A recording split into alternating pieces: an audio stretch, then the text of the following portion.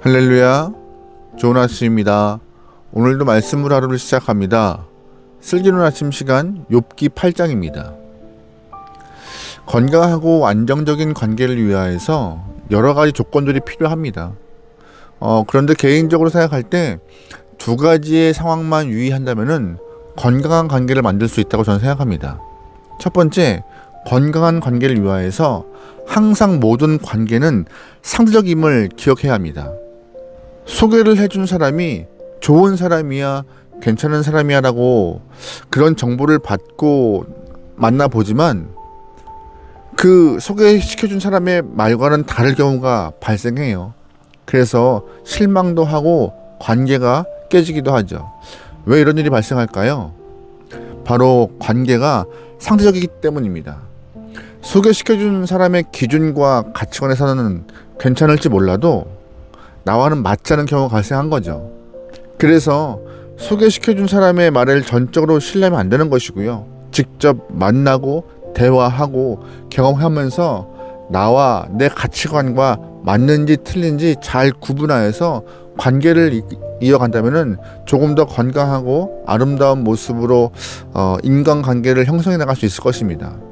두 번째, 건강한 관계를 위하여서 꼭 필요한 것 중에 하나가 바로 일반화의 오류에 빠지지 않는 것입니다. 우리가 몇몇 사람을 만나보다 보면 만들어지는 자연스러운 가치관이 생겨요. 예를 들면 키 큰 사람은 싱겁더라, 마른 사람은 까다롭더라, 여성들은 꽃을 좋아하더라, 뭐 이런 가치관이 생기는 것이죠. 근데 문제는 내가 만나본 사람들을 통화해서 그렇게 키 큰 사람이 싱겁고 마른 사람이 까다롭고 여성들이 꽃을 좋아할 수 있어요. 하지만 그 몇몇의 경험을 통화해서 모든 사람을 그렇게 적용하면 안 되는 거예요. 여러분, 키 큰 사람 모두가 싱겁습니까? 아니에요. 마른 사람 모두가 까다로워요? 아닙니다.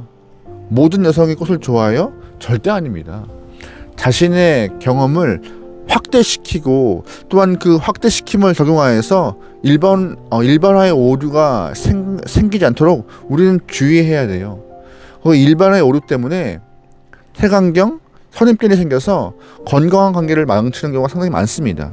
그러기에 우리의 삶에서 언제나 관계가 상대적이며 일반화의 오류에 빠지지 않도록 조심해야 될 것을 꼭 기억하면 좋을 것 같아요. 그런데 신앙생활 중에도 이 일반화의 오류에 빠지는 경우가 발생합니다. 뭐 여러 군데가 있겠지만 특별히 한 대목을 꼽자면 하나님에 대한 이미지 이 부분에 대해서 일반화의 오류에 빠진 경우가 많아요. 다시 말해서 내가 만난 하나님, 내가 느낀 하나님이 전부야 라고 생각하는 경우가 상당히 많다는 거죠. 하지만 분명한 것은 내가 만난 하나님이 전부가 아니라는 사실입니다. 나에게 응답 주신 것과 다른 사람에게 응답 주시는 것이 다를 수가 있어요. 왜 하나님은 일관성이 없으시지? 라고 따질 수가 있죠. 하지만 그것은 우리의 인간적인 작은 마음일 뿐이에요. 하나님은 하나님 마음이신 거예요. 하나님 보시기에 가장 적절한 답을 그 사람에 맞게 주시는 것이기 때문에 항상 같은 답이 허락되지 않은 경우도 발생하는 것입니다. 우리는 간혹 하나님의 마음을 나에게 묶어주려는 경향이 있어요. 이건 굉장히 교만스러운 것입니다. 하나님은 사람마다 다르게 응답하시고 반응하시는 분이세요. 그래서 우리는 그 하나님을 신뢰해야 하는 것입니다. 오늘 본문에 욥의 친구가 찾아왔습니다.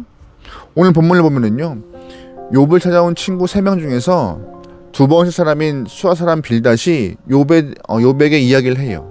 먼저 우리가 5장부터 6장까지 대만 사람 엘리바스가 하나님에 대해서 길게 얘기를 했고, 7장에서 엘리바스 이야기를 들은 욥은 자신의 마음, 감정을 표현합니다. 그러자 욥의 이야기를 듣고 오늘 8장에서 수아 사람 빌닷이 다시 한번 본인이 경험한 하나님을 설명하는 장면이 나와요. 4절 말씀이에요. 내 자녀들이 주께 죄를 지었으므로 주께서 그들을 그 죄에 버려두셨나니. 아멘. 굉장히 무서운 말을 빌닷이 하고 있습니다. 빌닷이 말하는 것이 어떤 의미예요? 욥의 자녀들이 이유 없이 죽은 것처럼 보이지만 분명 이유가 있을 것이야. 욥의 아이들이 죽은 이유는 하나님께 죄를 지었기 때문에 하나님이 벌을 내리셨던 것이지 라고 빌닷이 말하는 것이죠. 앞에서 말한 엘리바스는 돌려서 말했지만 오늘 본문의 빌닷은 욥의 가슴을 후벼파는 말을 직접적으로 하고 있습니다. 이런 말을 하는 근거가 어디일까요? 빌닷이 이렇게 무서운 말을 하는 근거가 어디 있어요? 바로 빌닷은 조상들의 일을 통하여서 터득한 것이라고 답을 합니다. 8절 말씀이에요. 청하건대 너는 옛시대 사람에게 물으며 조상들이 터득한 일을 배울지어다. 아멘. 빌닷은 내가 그냥 근거 없이 말하는 것이 아니라 조상들의 모습, 그들의 삶을 통하여서 하나님이 허락하신 것들을 보아보니 내가 이렇게 느꼈어 라고 말하고 있는 것이죠. 엘리바스의 이야기를 듣고 또한 빌닷의 이야기를 들은 욥의 마음은 갈기갈기 씻겼을 것입니다.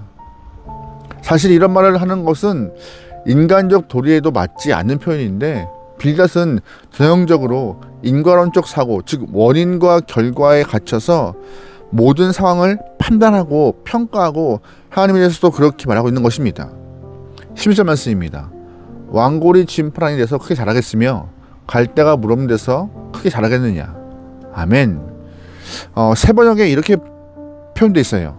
늪이 아닌 곳에서 왕골이 어떻게 자라겠으며 물이 없는 곳에서 갈대가 어떻게 크겠느냐 라는 말로 표현하고 있는 것인데, 보면은 자연의 이치를 보고 하나님의 그 마음을, 뜻을 유추하고 있다고 빌려서 말하고 있어요. 쉽게 말해서 하나님은 콩 심은 데 콩을 나게 하고 팥 심은 데 팥게 나게 하는 분이시다. 우리가 죄를 짓지 않았는데 하나님이 심판하실 경우가 없고 우리가 선한 일을 하면은 반드시 복을 주신다, 이 말을 하고 싶은 거예요. 빌닷의 이야기처럼 우리는 자연의 이치에 맞는 하나님을 경험하기도 해요. 하지만 자연의 이치와 맞지 않는 하나님도 경험합니다. 만약 빌닷의 논리라면은 하나님은 11절과 같이 자연의 이치 안에서만 일하셔야 합니다. 그렇다면 자연의 이치 안에서 일하시는 하나님께서 출애굽기에서 홍해를 건너가신 이스라엘 사람들의 모습을 어떻게 설명할 수 있겠습니까? 설명 못해요. 왜냐하면 바다에 길이 없는데 어떻게 출애굽할 때 홍해를 건너요? 이건 이치에 어긋난 거잖아요. 또한 사막에 길이 없는데 어떻게 광야를 지나 가나안을 향할 수가 있겠어요? 이치에 어긋난 것입니다. 하나님은 자연의 이치 안에서만 일하시는 분이 아니에요. 분명 하나님은 이치 안에서 자연의 이치를 가지고 통치하신 경우도 있습니다. 그러나 11절의 이야기, 즉 콩 심은 데 콩 나고 팥 심은 데 팥 난다는 이야기, 원인과 결과론과 같은 그 인과론적 이야기에 갇히면요, 하나님의 능력을 우리가 스스로 축소시키는 것입니다. 엘리야가 하나님께 기도했을 때 3년 동안 비가 한 방울도 내린 적이 있습니다.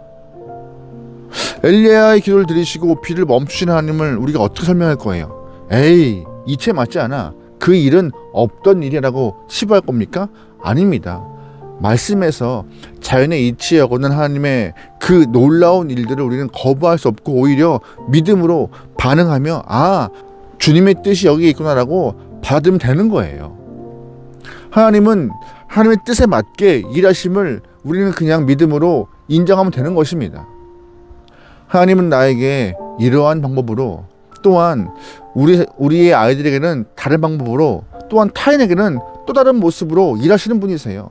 언제나 동일한 모습으로 풀어가시는 분이 아니셔요. 하나님이 누구보다 우리를 잘 알고 상황을 잘 아시기 때문에 가장 좋은 때 가장 알맞은 답을 주시는 분이십니다. 그래서 기도할 때도요, 우리는 우리의 뜻을 주장하지 않고 주님의 뜻대로 일하실 것을 믿으며 살아갈 수 있도록 기도하는 것이 가장 정직하고 바른 기도의 모습인 것입니다.